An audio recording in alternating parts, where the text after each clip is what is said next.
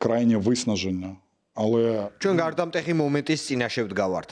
ვხედავთ, რომ ხალხი უკიდურესად გამოიფიტა. ეს ორივე მხარეს ეხება. მე-12 რაუნდში მყოფ მოკრივეებს ვგავართ. კონცენტრირებული ვართ საკუთარ მდგომარეობასა და გამოფიტვაზე. იმაზე, რომ აი ახლა დავეცემით, მაგრამ ვფიქრობ, რუსებიც მსგავს მდგომარეობაში არიან. ახლა ხანგრძლივი პერიოდის შემდეგ პირველად ბოლო ერთი თვის განმავლობაში დაზვერვის ყველა მონაცემებით, მათ შორის ჩვენი დასავლელი მოკავშირეების მონაცემებით, რუსების პირადი შემადგენლობის შევსება ვერ ანაზღაურებს ფრონტზე დანაკარგებს. Катастрофічна ситуація по всім основним видам озброєння у Росії. რუსებს კატასტროფული მდგომარეობა აქვთ შეიარაღების ყველა ძირითად სახეობაში, იქნება ეს ჯავშან ტექნიკა, საარტილერიო სისტემები თუ სხვა რამ. ისინი ახლა გაცილებით წარმატებულები არიან, პირობითად რომ ვთქვათ ტერორის, უკრაინის საჰაერო ტერორის თვალსაზრისით, ვიდრე საბრძოლო შეხების ხაზზე. Ну, та, є провали, є відступи, безумовно, так і є. А ціна... დიახ, არის ჩავარდნები, უკან დახევის შემთხვევები, ეს უდავოა, მაგრამ რამდენად ადეკვატურია ამის ფასი რუსებისთვის. ისინი ცდილობენ დაგვარწმუნონ ჩვენს, ამერიკელებიც, მთელი მსოფლიოც. ცდილობენ დაგვაჯერონ, რომ ასეთი ფასის გადახდა კიდევ დიდხანს შეუძლიათ. ეს კი სიმართლე არ არის. ისინი ამას დიდხანს ვერ შეძლებენ. რატომ ვფიქრობ ასე? შეხედეთ ყველაზე მარტივ და თვალსაჩინო ინდიკატორს. ისინი უკვე ვეღარ აკომპენსირებენ თავიანთ დანაკარგს. ეს ნიშნავს, რომ სისტემის დეგრადაცია ყოველთვიურად კიდევ უფრო გაღრმავდება და მასშტაბური გახდება. მეორე, მე არ ვითვლი დანაკარგს რაიმე ფანტასტიკური ციფრებით. შეიძლება არ დაიჯეროთ, მაგრამ ჩვენ აღვწერთ განადგურებული მოწინააღმდეგის რაოდენობას დეტალურად. მოწინააღმდეგის ობიექტური დანაკარგი მინიმუმ 6-ჯერ, ზოგჯერ 8-ჯერ აღემატება ჩვენსას. ჩვენ არ გვაქვს ადამიანურ რესურსში იმხელა განსხვავება, რომ მოწინააღმდეგეზე 6-8-ჯერ ნაკლები დანაკარგი გვქონდეს და მაინც შეგვეძლოს დიდხანს ასეთი კამპანიის წარმოება. ასეთ შემთხვევაში რუსეთს 260 მილიონი მოსახლე უნდა ჰყოლოდა, რომ ეს შესაძლებელი ყოფილიყო. ამიტომ ისინი იფიტებიან. პირადი შემადგენლობის ხარისხი დიდი ხანია დაეცა. ხოლო საბრძოლო მომზადება ობიექტურად სულ უფრო მეტად სუსტდება ყოველთვიურად. არ ვიტყვი, რომ ჩვენთან საქმე უმჯობესდება. ეს სხვა საკითხია, მაგრამ იქ ყველაფერი უკიდურესად ცუდად და არაპროფესიონალურადაა. აქვთ მათ ძლიერი მხარეებიც. წელს მათ გაზარდეს უპილოტო კომპონენტის მასშტაბები. ასევე ჯარებში ტექნიკური დაზვერვის საშუალებები. ძლიერად ავითარებენ რადიოელექტრონულ ბრძოლასაც. І вся ця тактика інфільтрації, якою вони так гордяться і так далі. მთელი ამ ინფილტრაციის ტაქტიკის შედეგი, რომლითაც ისინი ასე ამაყობენ და არავინ ამბობს, რომ ეს ტაქტიკა მხოლოდ თბილ სეზონზე მუშაობს, არის უზარმაზარი, კიდევ უფრო გაზრდილი ადამიანური დანაკარგი. ვფიქრობ, ისინი ამჟამინდელი აქტივებით ცდილობენ დროის მოგებას, სანამ სტრატეგიულ ჩიხში შევლენ. ეს არ ნიშნავს, რომ ჩვენ მათ ახლავე გავდევნით, უბრალოდ ისინი მალე შევლენ სტრატეგიულ ჩიხში, როდესაც წინსვლის შესაძლებლობა პრაქტიკულად აღარ იქნება.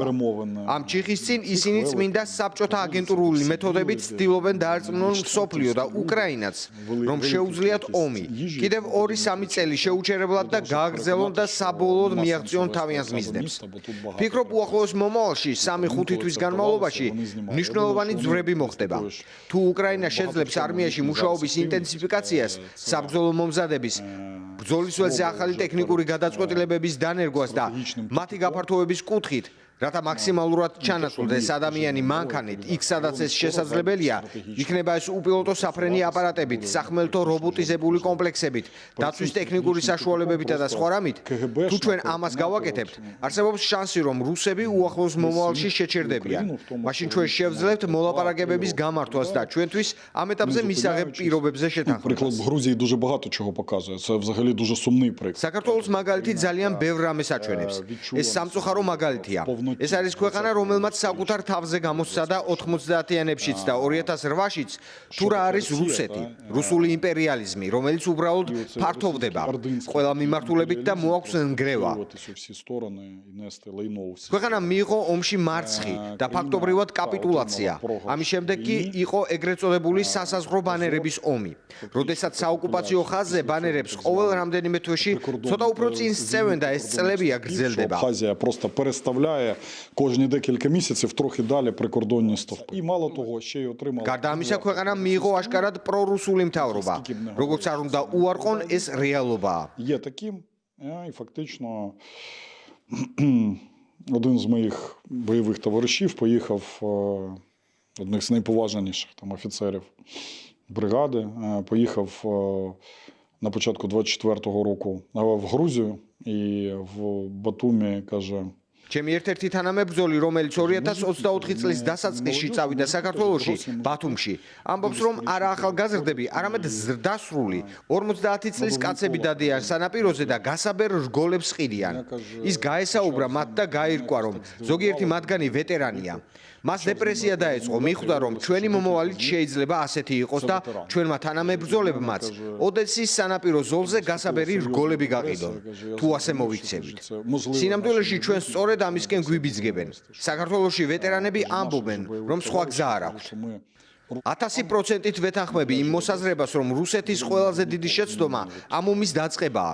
ისინი სხვა რამეში არიან ძლიერები. ეს არის აგენტების, დასმენების, ზედამხედველებისა და პატიმრების ქვეყანა. ეს არის პოლიციურ-ქურდული ტრადიციების ქვეყანა. მე ყველაზე მეტად ის მაშინებს, რომ კაპიტულაციისა და საზოგადოების დემორალიზაციის შემთხვევაში ისინი თავიანთ მიზნებს გაცილებით სწრაფად მიაღწევენ, ვიდრე სახმელეთო გზით. ისინი ფულს ჩადებენ მედიაში, ბიზნესში, პოლიტიკოსებსა და ძალოვნებს მოისყიდიან. ყველამ ვიცით ჩვენი ძლიერი და სუსტი მხარეები. სანამ არის საფრთხე და ომი, ჩვენი ძალა ინიციატივაშია, მაგრამ ვიცით მეორე მხარეც. ანარქიულობასა და შიდა ქიშპობისკენ მიდრეკილება. ეს შესაძლოა უფრო საშიშისტკია, ვიდრე თავად ომი. ამ ვითარებაში რამდენიმე წელიწადში ჩვენ შეიძლება მივიღოთ ოკუპაცია ომის გარეშეც. მაგრამ ხანდახან, როდესაც პესიმიზმი გვეუფლება, შეხედავ და გაიაზრებ, ჩვენ მაინც ვიბრძვით. ასეთ სიტუაციაში უამრავი ადამიანი ავლენს ხასიათს და ენთუზიაზმს. ჩვენ ვანადგურებთ მტერს უზარმაზარი რაოდენობით. ჩვენ ობიექტურად გვაქვს ყველა შანსი საკმაოდ მოკლე ვადაში მივაღწიოთ კარგ შედეგს, ან მინიმუმ ყაიმს. Нічию зараз по лінії.